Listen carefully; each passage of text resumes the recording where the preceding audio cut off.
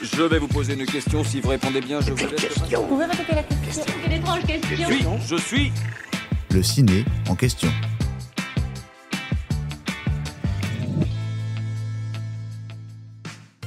J.K. Rowling, Poudlard, Gryffondor, Quidditch, Voldemort. On va évidemment vous parler de Harry Potter.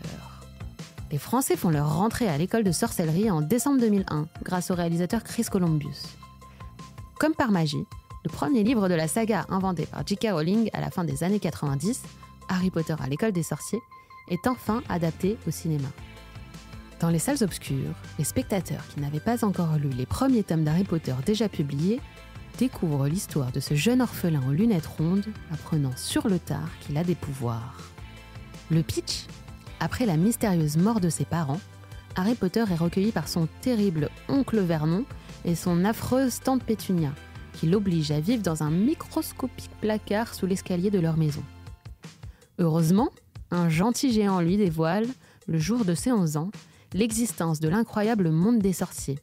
Ce gentil géant, nommé Hagrid, est venu en personne l'informer de son inscription à Poudlard, prestigieuse école de sorcellerie. Dès sa sortie, le film devient culte.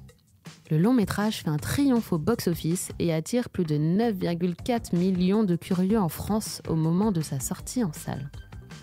La success story se transforme en véritable phénomène de société. Les interprètes des personnages principaux, Harry, Ron et Hermione, respectivement joués par Daniel Radcliffe, Rupert Grint et Emma Watson, deviennent des stars internationales. L'adaptation cinématographique fait à nouveau exploser les ventes des livres et envoûte ceux qui n'ont pas de pouvoir, les moldus, dans le monde entier.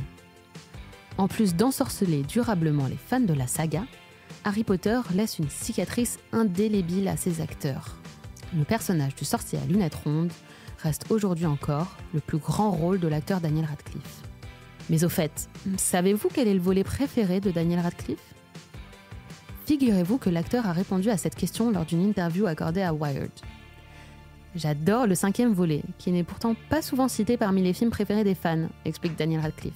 « Mais j'ai pu jouer avec Gary Oldman pour ce film, et à cette époque, j'étais un peu plus âgé, donc j'ai vraiment pu prendre davantage conscience de cette chance. » Attention, il ne s'agit pas du film préféré de Daniel Radcliffe en tant que spectateur. À regarder, mon film préféré, c'est sans doute le dernier, a-t-il ainsi déclaré.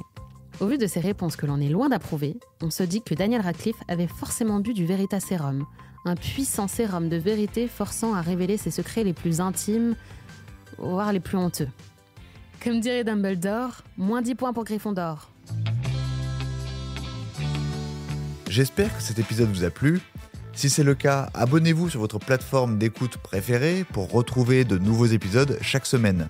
Et si vous en voulez plus, découvrez la télé en question et les séries en question sur les plateformes d'écoute et téléloisirs.fr. À bientôt.